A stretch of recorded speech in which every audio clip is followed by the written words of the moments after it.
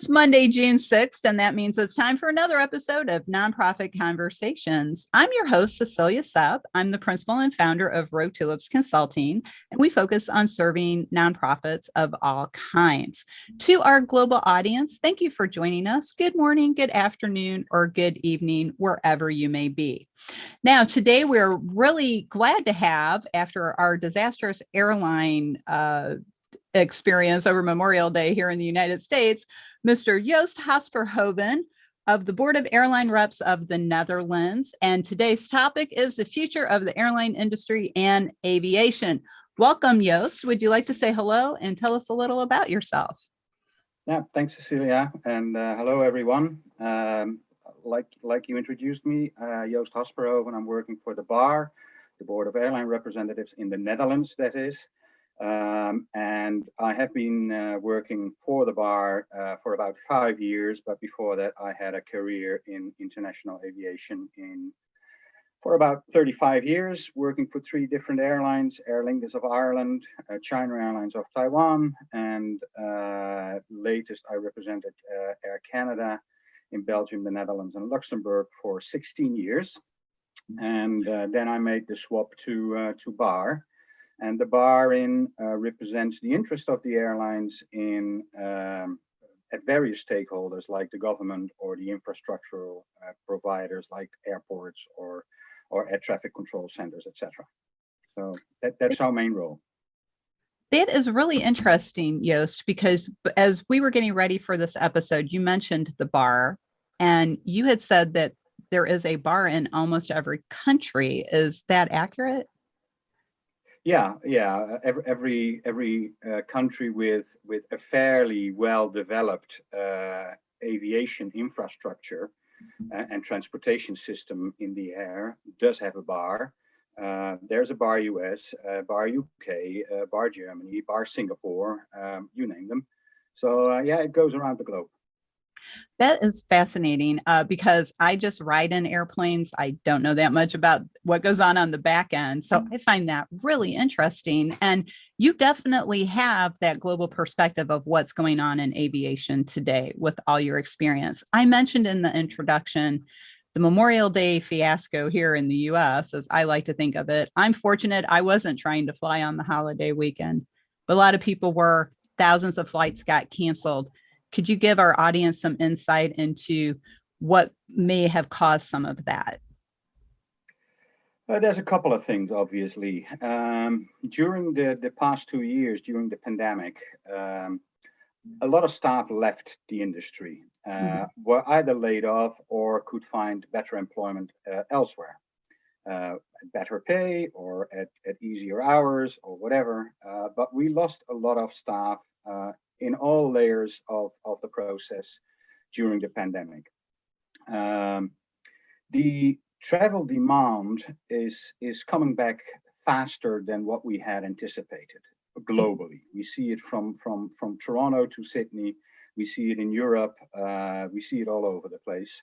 And there's simply not enough staff. And that doesn't only count for airports or airlines. It's in the hotel industry, it's in restaurants, it's in hospitals, it's in construction companies. There's staff shortages all around. Now, the combination of those staff shortages and the surge in travel demand causes chaos at airports.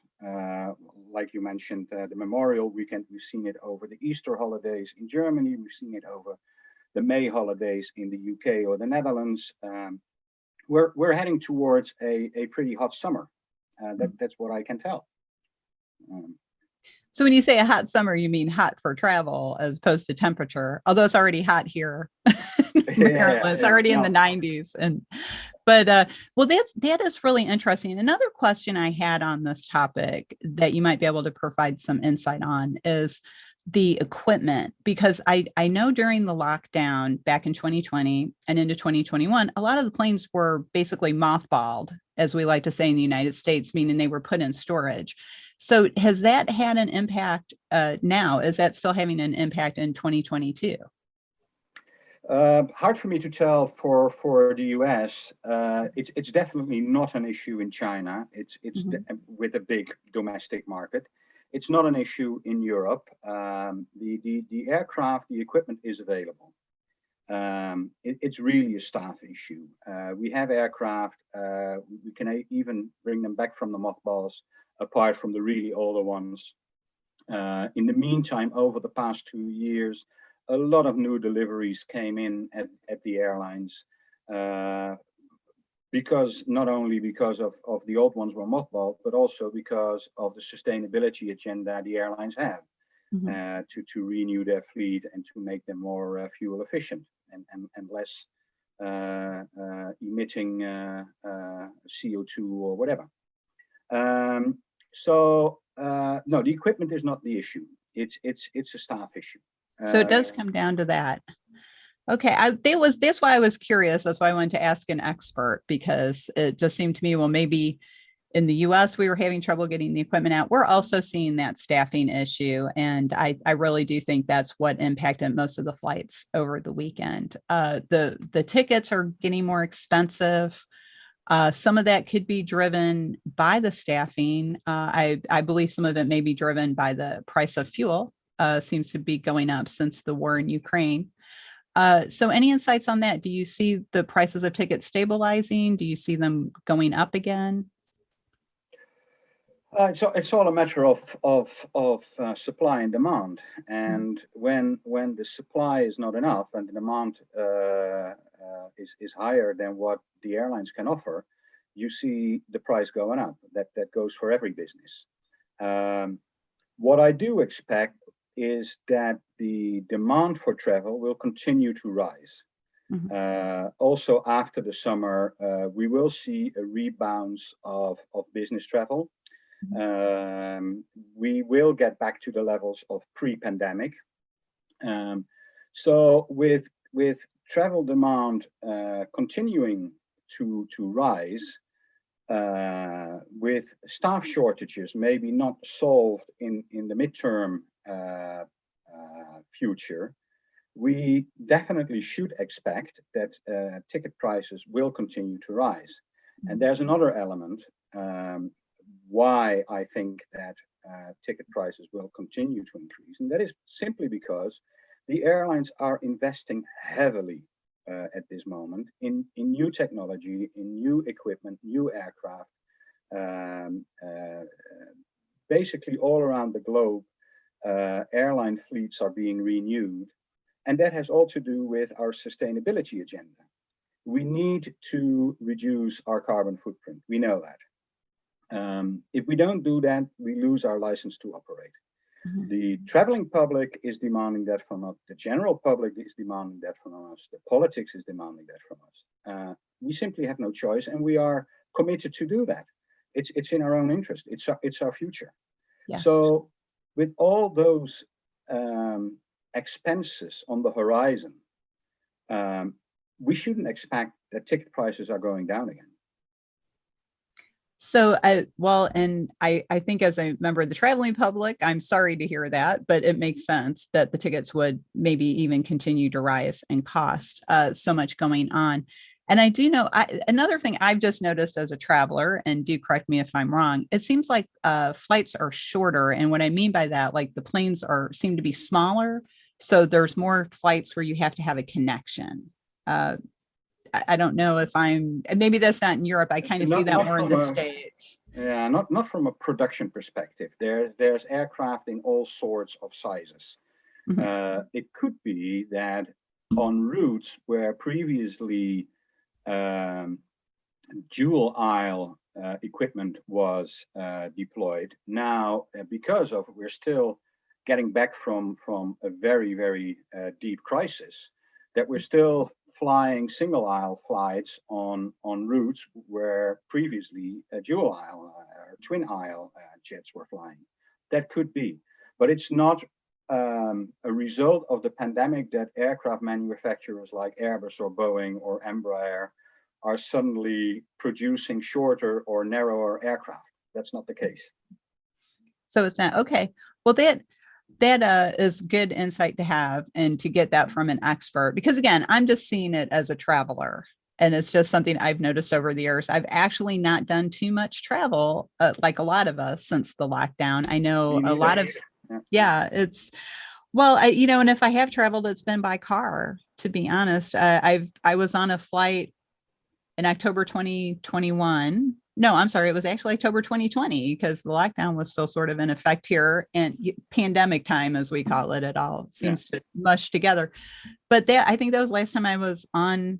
I'm trying to remember the last time I was on a plane after that. Oh no, actually I did go to Vegas in March. That's right, for a conference. It was last time. So, and then I'll be Well, that's traveling quite a drive from the East Coast. yeah, so I would not drive to Vegas from here. Yeah. Maybe LA. I know a lot of people do that for the weekend in Los Angeles. So, well, Joost, our audience is people from all around the world, but also a lot of people who work in the nonprofit area. So whether that's nonprofits as we have them in the States, or maybe NGOs or things like that. So do you have any advice or insights for nonprofit organizations regarding travel? And the reason I ask is this: a lot of membership associations, especially in the United States, rely on conferences to bring people together. We did shift to Zoom and online meeting platforms during the lockdown, but people seem to be itching to get back to in person. And of course, if you are having a conference in Vegas and people live on the other coast, they need to probably fly. So do you see, I don't know if you ever think about this with what you do with BAR, but do you see any other impacts or things that maybe could alleviate it or something, or any influences on what nonprofits might need to think about when they're thinking about planning meetings that people might have to fly to? Yeah. Yeah, I have some ideas, and it's not just for nonprofit organizations. It's for mankind. It's for us humans. Yes, if you have a conference somewhere, you probably want to go there to meet people, to listen to the speakers, to the keynotes, etc. However, I see the conference world changing in the near future. I see it changing to a more hybrid form of conferencing, where you don't necessarily always have to fly to or travel to. You can also follow conferences online. And it's not up to an interest group of the airlines, representing the interest of the airlines, to say people start traveling less. We don't want you to fly. But you should consider this. We all know what we are doing in general to our planet. Mm-hmm. You all know that we still need another 20 to 30 years before we have a mode of transportation intercontinentally which is sustainable. Mm-hmm. Be it on synthetic fuels or electric flying, whatever. We need to see in the next 20 to 30 years how we can reduce our footprint further. KLM, the airline of the Netherlands, has a program and an advertising campaign which is called Fly Responsibly. And they ask the traveler, do you really need to fly? Or can you do an online meeting instead? Mm-hmm. Now, for an airline to start advertising, don't fly with me, that's pretty weird.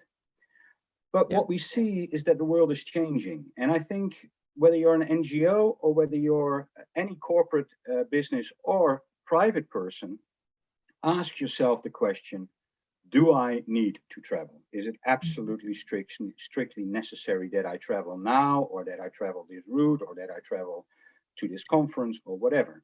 I'm not saying that we shouldn't be traveling anymore, because the one thing I continue to advocate is the fact why international travel, be it trains or airplanes or ships, is exempt from taxes, for instance. That comes from the 1945 Chicago Agreement, in which after the Second World War, the UN said, like, or the predecessors said, it's maybe a good idea to keep prices as low as possible, because if we stimulate cultures to meet each other, we reduce the chances of war. That is the idea about traveling. Meet people, meet cultures, meet your customers, Right. whatever. So yes, traveling is important, understanding each other is important, but sometimes you have to wonder, like this recording we do it online. There was no need for me to travel to Washington. I can sit at home here in Amsterdam, and we can do it this way.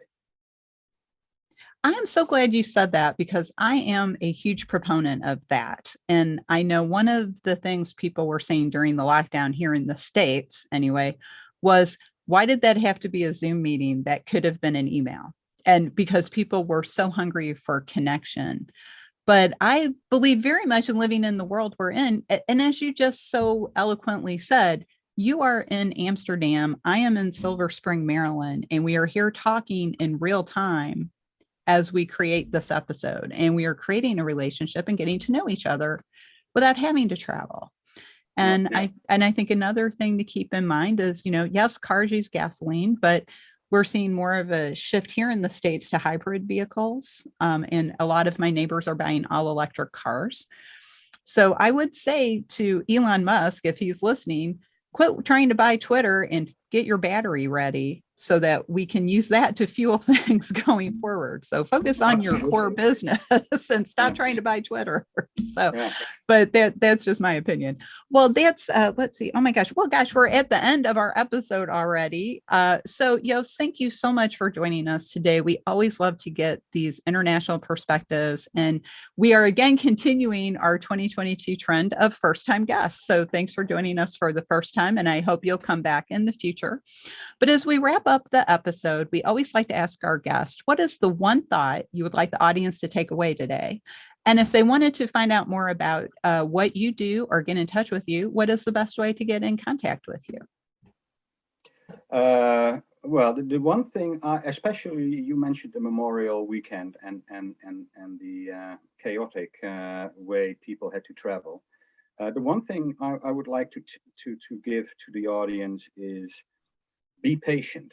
Be patient with all the staff at the airports, at the airlines, or security agents or whoever.